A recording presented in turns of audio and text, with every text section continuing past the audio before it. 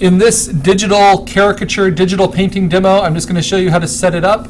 I'm going to do a caricature painting of Mark Twain, which means I'm not going to do a clean outline ever, but I am going to sketch him and then work on top with shapes and colors. I wanted to combine sort of these two references together.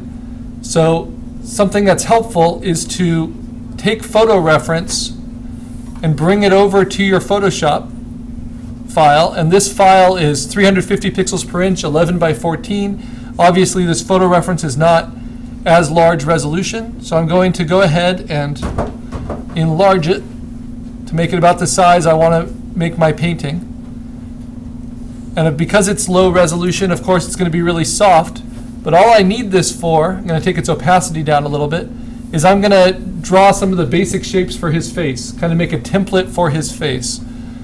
So on top of the layer 1, remember my background, I want to have as my blank white layer that I don't touch. And then I'm going to lock it so it's safe. This is my photo reference, but it's only one of the references I'll be using. And if it were rotoscoping that I was teaching instead of just straight digital painting, I would paint right on top of the photo. But all I'm using the photo for here is just to understand the basic shapes. And then this is going to be my basic shape sketch. And I'm going to do it in blue line. So just like sketching for a spot illustration, I'm going to do kind of a blue brush, about 70% opacity or so, fairly hard, about that size. And with kind of a sketchy line, I'm going to figure out first where his eye line is. And his eye line runs through his two eyes. And it should line up with roughly the top of his ear. And then his nose line, which will contain his nose, and his nose should arc and connect with the bottom of his ear, so the ear fits between the eye line and the nose line. What his jaw line is like, kind of trying to figure out his skeleton. And then the direction of his head. And then maybe his hairline. He's got a healthy head of hair, and I want to play with that. So, the neck always comes from behind the ears. He's a little jowly, but I want to kind of get those connections. So that's what my sketch is giving me. I can also show how big his eyes are in his head, and this is based on the photo reference. So kind of roughly place those. Now if I want to do a caricature, I can manipulate any of those shapes. I'm going to go ahead and kind of place his collar. He's kind of famous for wearing these white suits. His shoulders.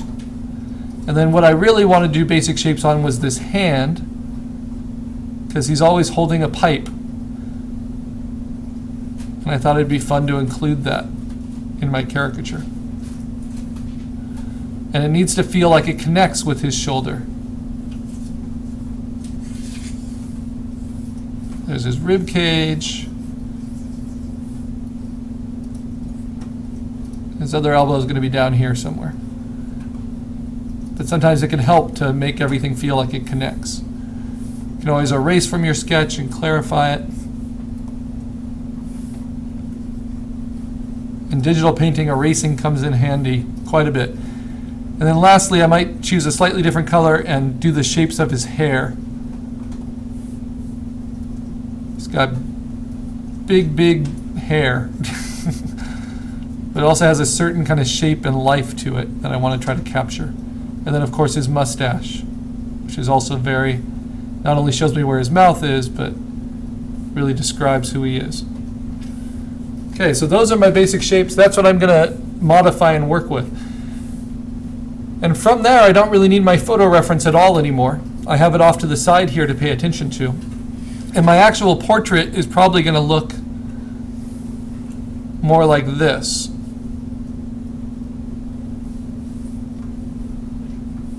maybe a little bit broader. So within a square. So I might give myself a little frame of that. And paint that in. Just so I know what I'm actually focusing on. All right. So now I've got my basic shapes. I know what I'm matching. This is how you can play with a caricature of this. This is what I love about digital. I can make a duplicate of my basic shapes copy, turn off the original, and I can start warping it. So what I notice is I want to make his hair maybe even bigger. And because I have the structure of his head already, when I warp it, I can still retain his likeness because I'm basically taking his skeleton and his features and I'm distorting them for my own pleasure. So I'm going to make his hair and his head bigger and leave his shoulders a little bit smaller. Because I think of Mark Twain as a big head on a suit. You know, not a little head. I can downplay the thickness of his neck this way a little bit, the thickness of his collar. Just using the simple warp tools available to me. Going to stretch them out on both sides here.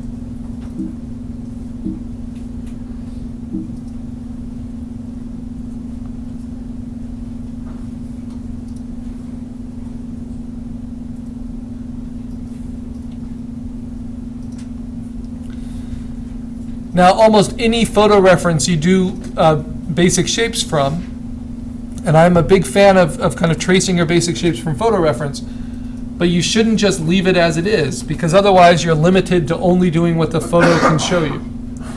So instead, by warping, I've really kind of made it my own thing, and it's between this reference and between this reference, and it is based on his real face, but I want it to really look like Mark Twain.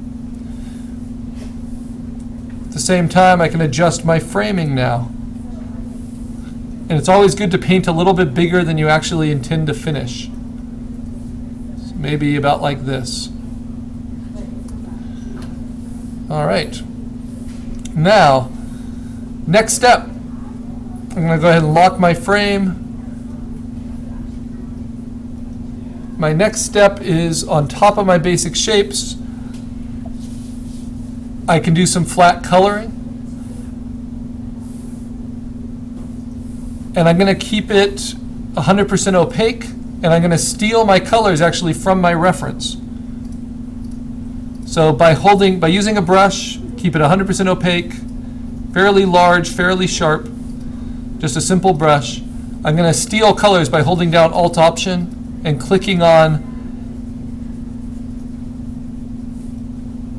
this reference here. Finding a nice kind of flat default skin color.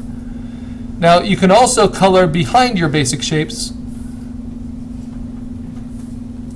but make sure you don't color on top of them. So I'm going to lock my basic shapes and then just color behind it. And I don't need to make the flat color particularly clean. This is just my base painting. And I don't really need to even think of it as flat color, but I find that helpful. So all his skin, I'm going to fill in with one kind of local color for his skin.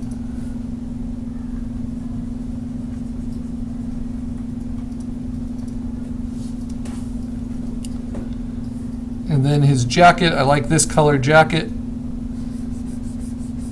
Maybe I'll put in that in, but actually I'm thinking I want to use that same color, but I want to change its spectrum. I want it to be like a blue. So I'm going to change it to this color instead, just as a flat color. You see, I'm going beyond the boundaries of what I'm actually intending to finish with. And I might give him a little bit more of a soft shoulder in my proportions. Kind of looking at the shoulders here, this coat.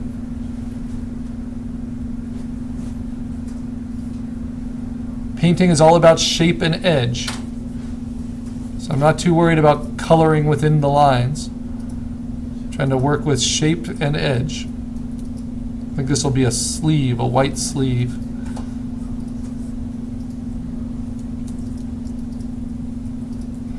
There's a lot of just sketching and trying things out in digital painting. All right, so that's the coloring I have so far. For his hair, even though it's very light hair, I still want to give it a color.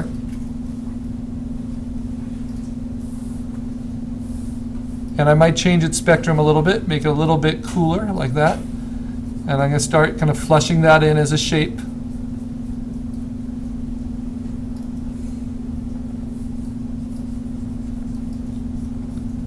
Because after that, I won't need my basic shapes too much. If I can kind of get the shapes of his head in, I'll be in good shape. Haha. And his mustache. And his coat.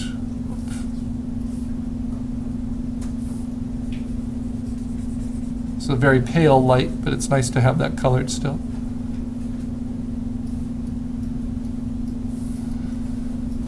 And then what color are Mark Twain's eyes? Well, we don't have any color photographs of him, but possibly they were written about. This has kind of a greenish blue, so I'm going to use that. I'll make it nice and pale. So stealing color from reference is often helpful.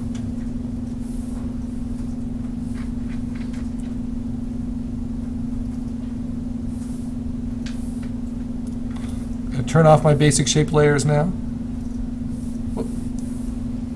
Try to get that color again. Lost it somehow.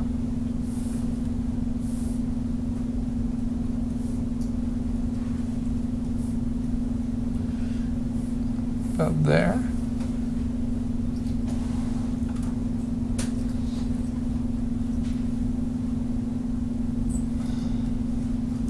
And you get to decide, because you're the artist, where you want him looking. So I actually want him looking more at the viewer.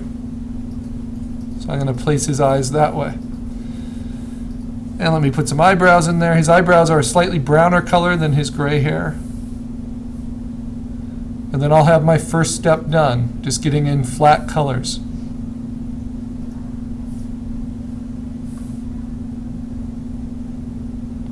Kind of rough shapes.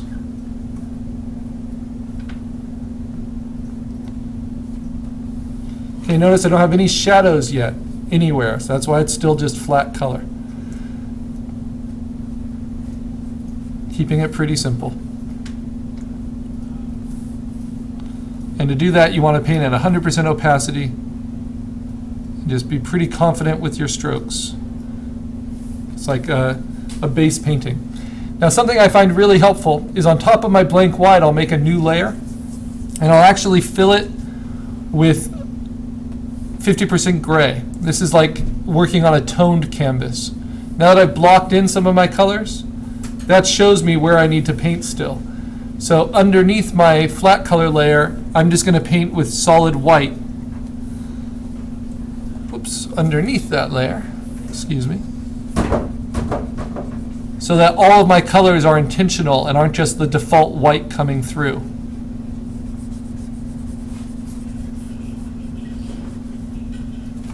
Now, there are many ways to go about digital painting. So I'm just showing you kind of a method I enjoy.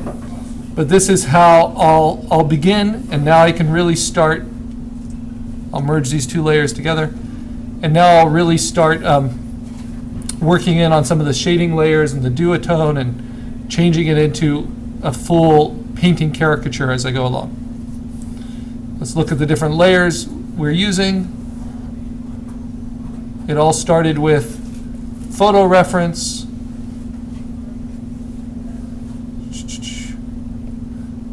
and then tracing basic shapes on top of that, and then manipulating those basic shapes into something a little bit more customized.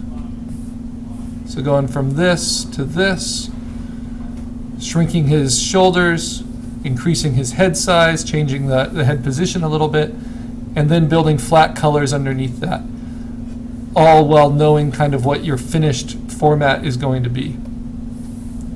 All right. That's what we'll start next time.